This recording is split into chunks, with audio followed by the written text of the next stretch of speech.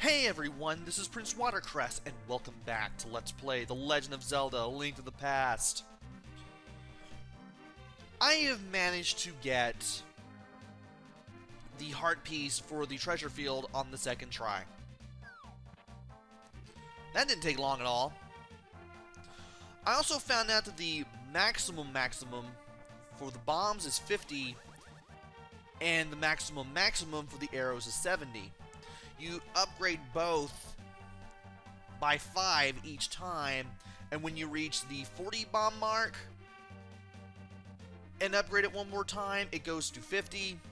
And if you upgrade the arrows when you have a maximum of 60, it will upgrade one more time to 70. Once you reach 50 bombs and or 70 arrows, you cannot do the upgrades for that particular thing anymore.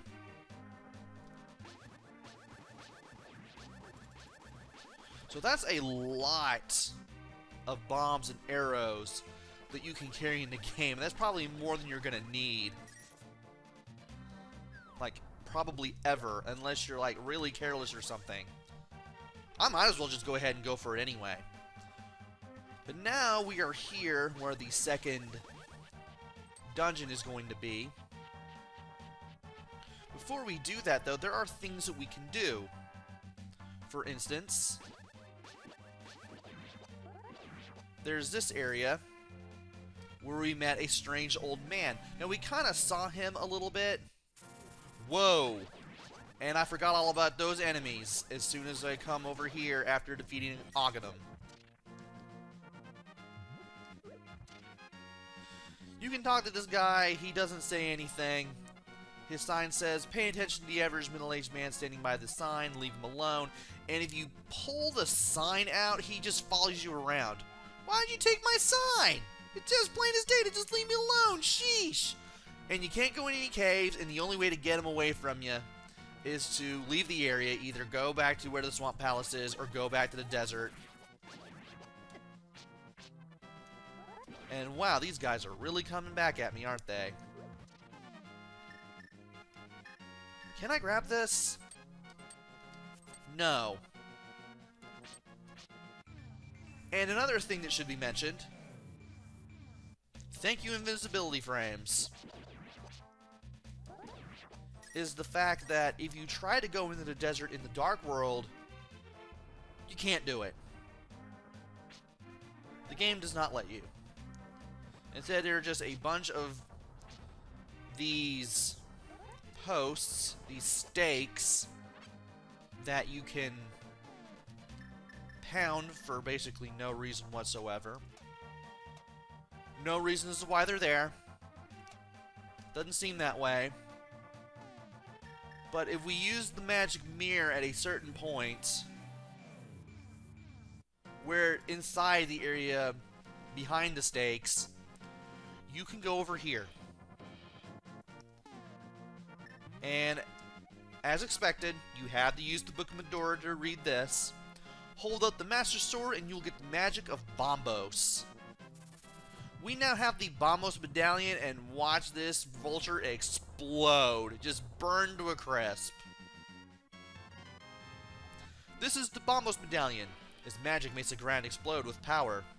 Watch your magic meter. And just like the Ether Medallion, I'm pretty sure that there will be some flashing a little bit. Kinda. And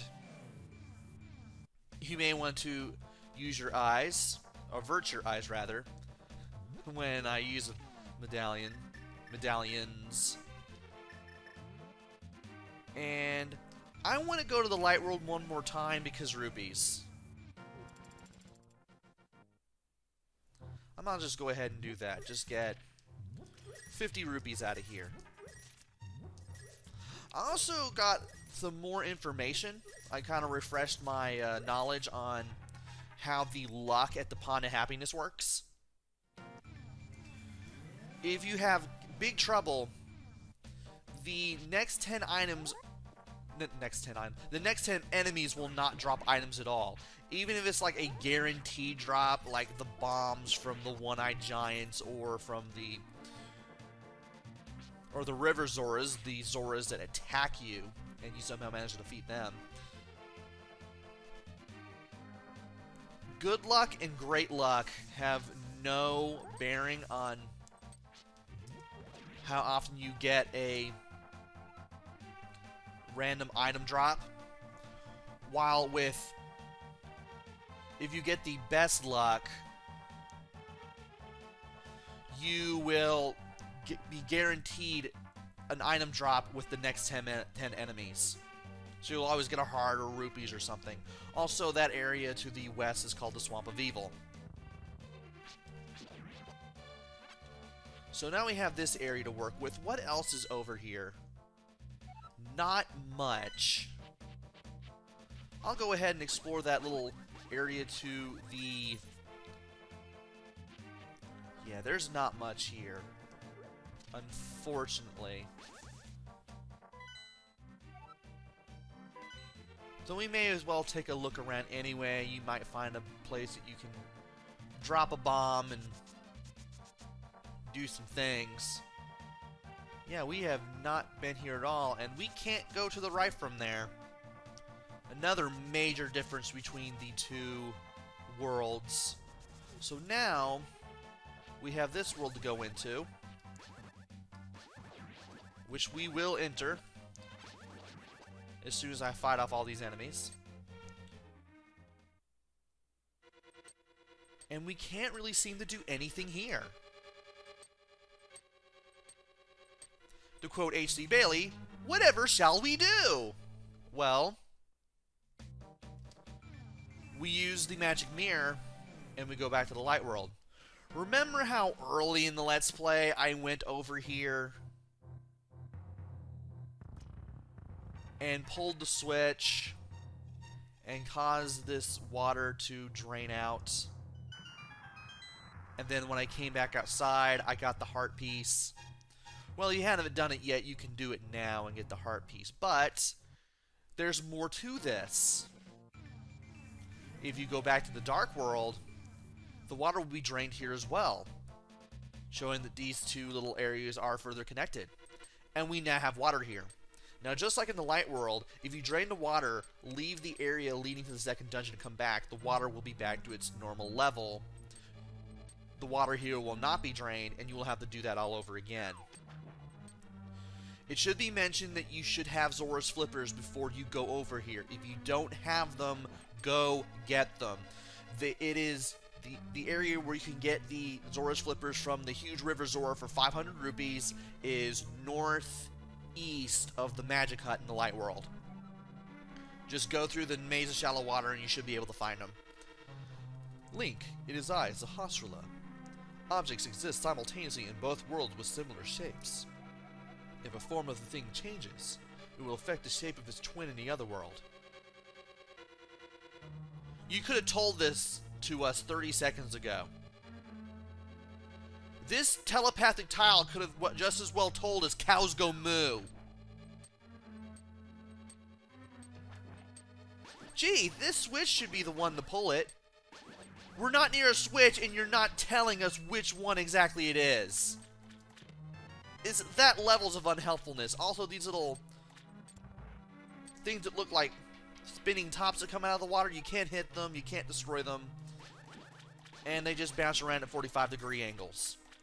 Also, you have these little water skipper things. I thought they were ring enemies until I took a closer look at them. Also, these enemies here, they only walk on the water, the little spinning top enemies. But we did get another key. We can use that to open the door on the southwest corner there. Ow. And we can bomb this wall to get to this little area. And these guys are coming out of the floor. Thankfully, they're not much of a threat at all. And we have the map. So it's a good thing that we did bomb that little area there. With that being taken care of, we can now go through this door. And I'm going to use the boomerang. And trap him into a corner, of course. And that's what happens when they're Electricity is coursing through them. And you try to hit them. Also, these little things, they only shoot fireballs when you swing your sword. That's the only time they ever shoot out fireballs. Anyway, there is a locked door here, and we don't have much of a choice other than to go through this door. There is a key here, thankfully. But we need to get water in there. Oh. That's for later. We do need to get some water in here if you want to go up that ladder and continue on. So what we need to do is get the magic hammer from the first dungeon. Yes, you will need the magic hammer from the first dungeon. And you want to walk into this side of this little machine, and this turns a crank that allows us to fill this area up with water. Took me the longest time to realize that was a crank by how that moved. But now that we have the crank, we can have this area. There are these orange guys that will always come out of the holes here. And we already have the big chest, but we can't open it at all because we haven't even seen the big chest, the big key yet. Also, these things look like you could pull the tongues on them. I mean, it looks obvious enough. You just gotta know where to do it. There's a locked door there. There's a waterfall there. There's a waterfall there. And we can't seem to go into either of those areas or the place with the locked door. There is a place I can go here. So let's go over here. And guess what? You're going to have to deal with the blue and orange witches again. Also, I'm using the pots here. Come on! To keep from being attacked with fireballs. And I don't want to push that just yet. As much as I would want to. Because here's a key. I'm gonna need it.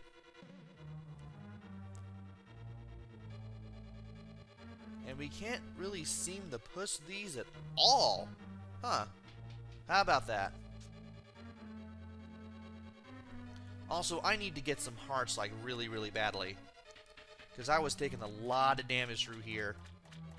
And there's not really much else to go to except right here. It was a good thing we checked out that corner first. Because we need that corner. And we can't push that. We could push the other one, but we're just going to block our path if we do. So what we need to do is make our way down to the south. Grab a heart, because we're going to need it. And we're over here now. By pushing that block, we get the compass. So now that that's taken care of, we can now go over here to where the locked door is. And I'm waiting for enemies to give me hearts. That would be a good thing. Huh, these guys jump from the hammer.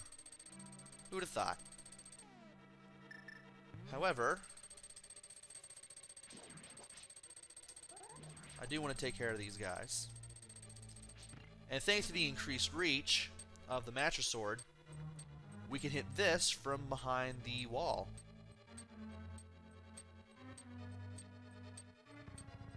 And we can push that crank to get some more water. Also, there's a chest over there. I want to get it.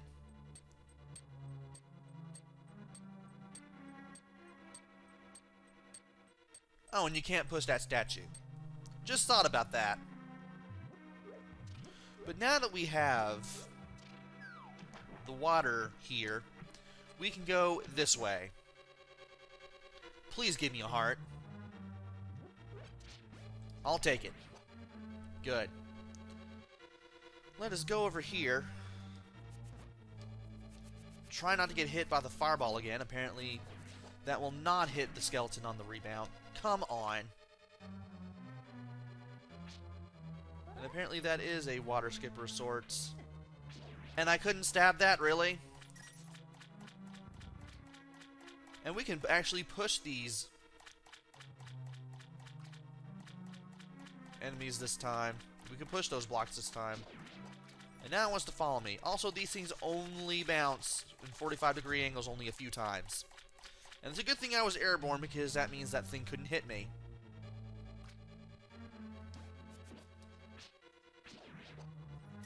Waiting for enemies to drop hearts for me.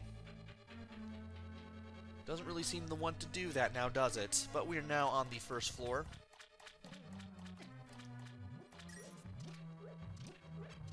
And we now have some of our health back, which I'm about ready to lose. Because the game doesn't even want to be remotely fair. And we need to push these blocks to the south in order to go through these little pits that take us back down to the entry level. We're going to need to bring the orange tiles back down. And we're going to have to go through the other one, the other pit, in order to get the chest that's over there opened. And if only I could get some hearts back. And hopefully not get hit again. Sadly, I cannot. You can tell I'm not a fan of these kinds of enemies. But by going to the left pit, are there any enemies that can... No, none spawn. And we just get 20 rupees. We need to hit the switch again.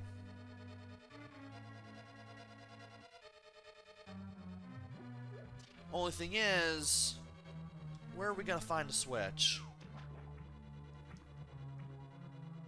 Let's see if there's any places I have yet to have been. It doesn't seem like it.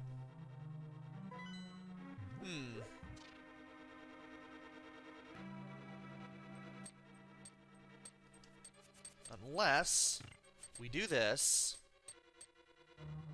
Okay, we're back here. We can just go in a loop. Which is always good. With that done,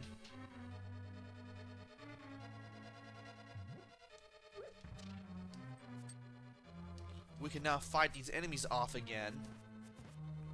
Hopefully without getting hit again. I do not want to use my potions unless I'm facing the boss. Might as well go ahead and take care of that. There's a heart. I want that so badly. And now, we need to head back to the right-hand pit.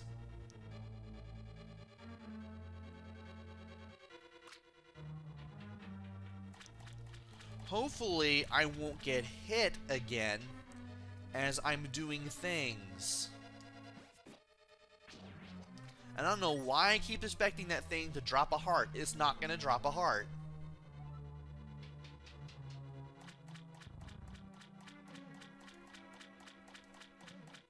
I do want to be ready to run, though. And I do want to push that block out of the way, so I end up back here. Now, with the orange tiles down, we can now go into this room. 10, 15, 20, 25 rupees. And the big key. So now that we have the big key, we can now go back to this area, and we never have to deal with that room again. So now we can just swim this way and go back to the big chest. Big chest item for this dungeon is definitely going to be wonderful. Absolutely. Because once we open the big chest, we will get the hook shot. This thing extends and contracts, and it can grapple many things. So you can kind of use it like the whip from Secret of Mana. And it's a good thing we're doing this, because that means that we can go to the ends here and grab things. Especially these hearts and this key.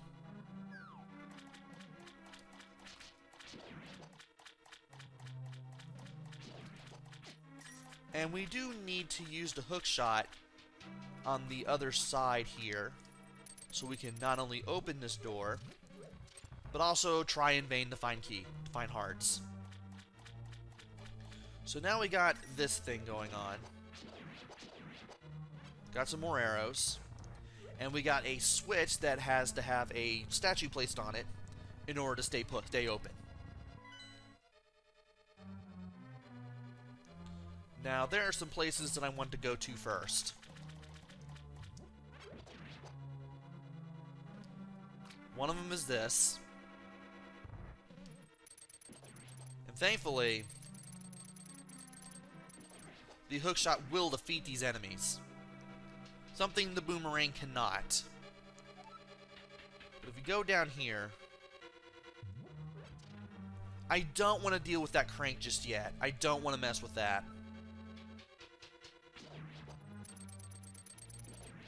And even if they're trying to shock you, you can still keep yourself from getting hit with the hookshot. And it doesn't look like we can do anything here. So what we need to do is go on over to the other side. Use the hookshot to take care of some more enemies. Grab a heart, because the hookshot can also grab items too, which is really awesome.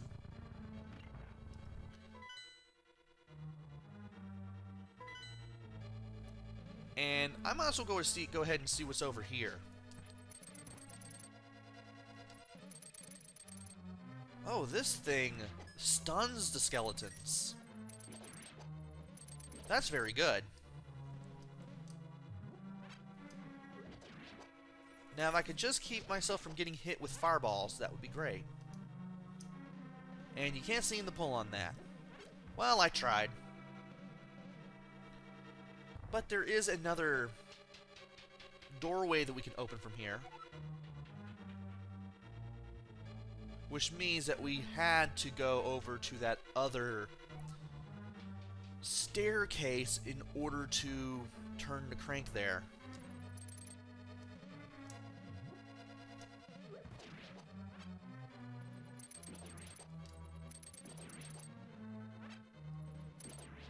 And sadly, we cannot grab any more things.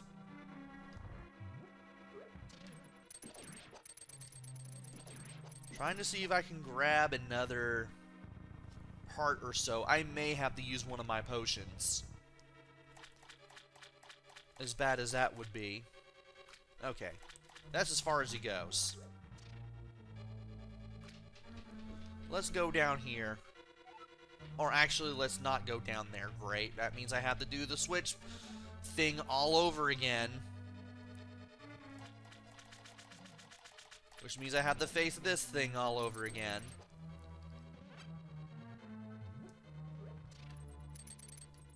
And if this thing could get away from the wall, that would be great, but I guess that will have to do. So let's push this back here.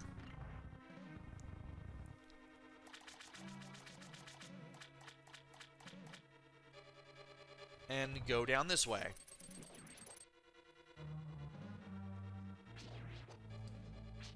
Do not touch me. Thank you. Also, we are super loaded on rupees at this point. I just now noticed I have like 982 of them. Let's go ahead and turn the crank. The water will drain out through here. I don't know what exactly that will mean for that other area. And I don't want to go in there just yet.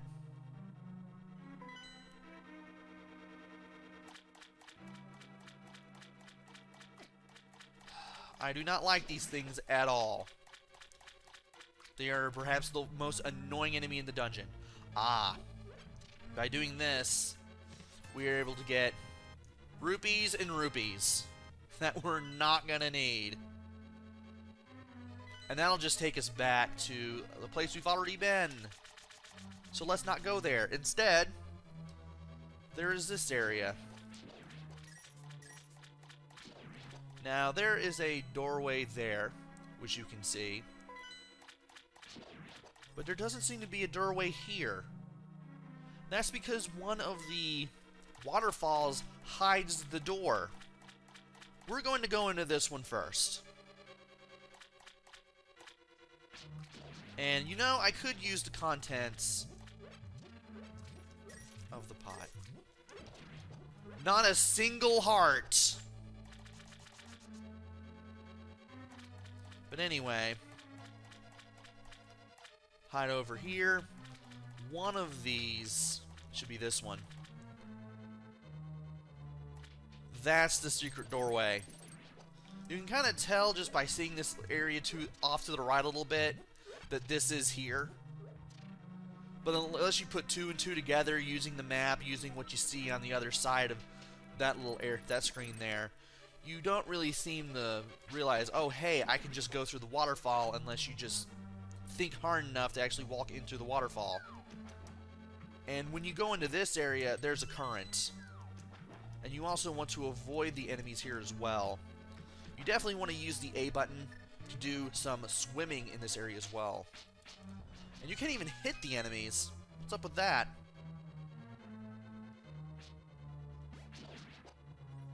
However, there should be some hearts that I can use. Well, that's useful. I can definitely use the 2. Get out of there! And thankfully, because we went all the way to the right to get the key, just beating the current just like that, we are now at the boss room. Is there anything else that... No, we are pretty much ready. Health is probably as high as I can get it. And I do need the hookshot. Because what you want to do is hookshot one of these little clouds from very far away. And you also want to stay very far away from this boss too, because of that attack he just did. Now thankfully, as long as you're far enough away, those clouds can't hurt you.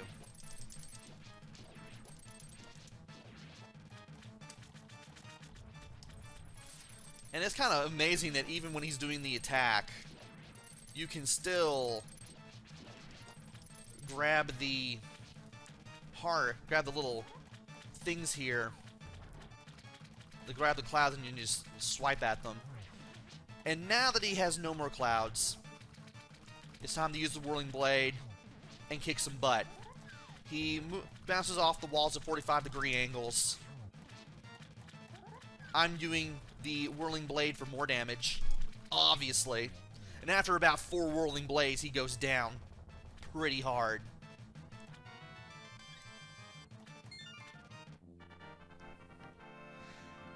And we got the second crystal!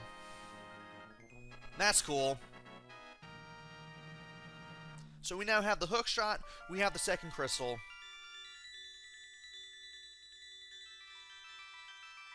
And we get to talk to this maiden. Link, because of you, I can escape from the clutches of the evil monsters. Thank you. The Triforce will grant the wishes of whoever touches it, as long as that person lives. That is why it was hidden in the Golden Land.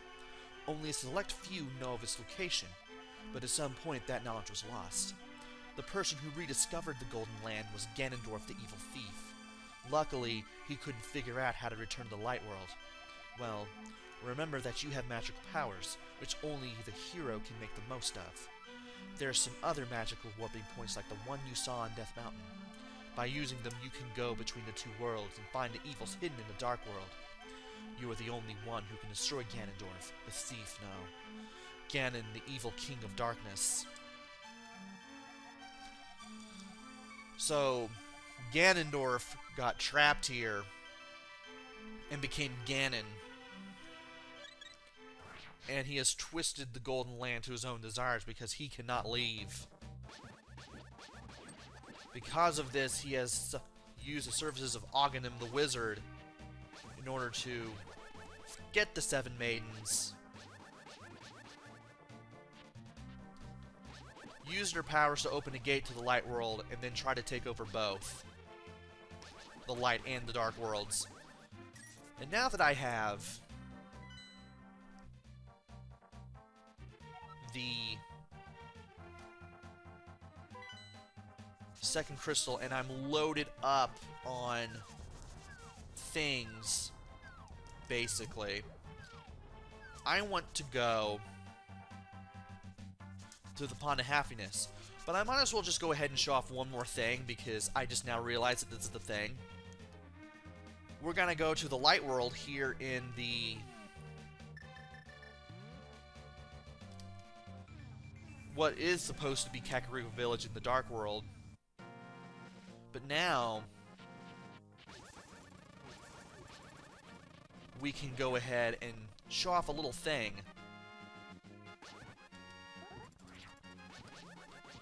You can do this thing that I'm about to show you once you get the magic hammer. You want to go to the east here. Oh, I forgot about this. There are 2 things we can do now. Let's go for some length here. You're going to need the magic powder and the magic hammer to do this. You could not enter this area before.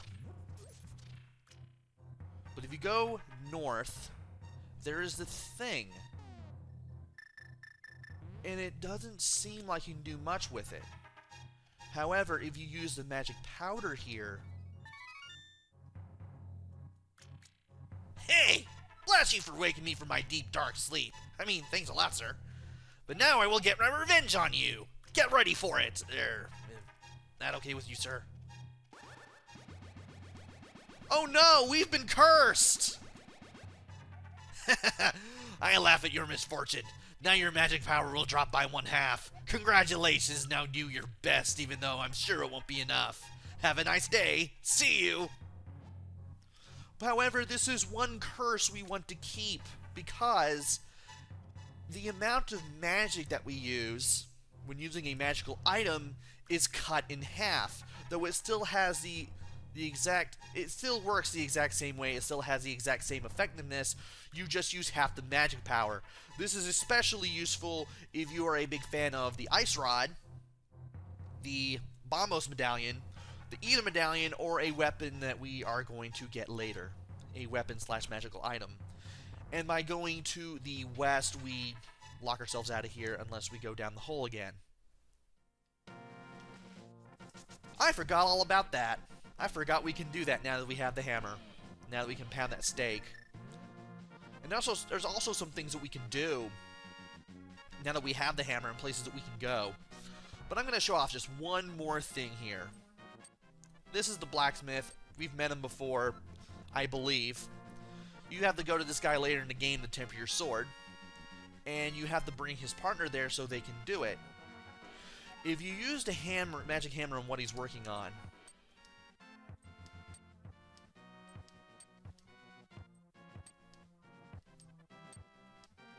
oh, you have to use it on him. Hey, amateurs shouldn't try to do this. You're just getting in the way. So there is that little interesting bit of dialogue there if you use the magic hammer on him in the light world and before you've managed to find his partner. His partner is somewhere, we just haven't seen him yet. But with that, we should be able to head on down to the Pond of Happiness, which I will do off screen. And in the next video, I will do a little bit more exploring. So join me next time where I do a little bit more exploring in the light world, now that we have the magical hammer. and the hookshot as well, and see what it is that we can find. Until then, this is PrinceWatercress. Take care, stay safe, and thanks for watching!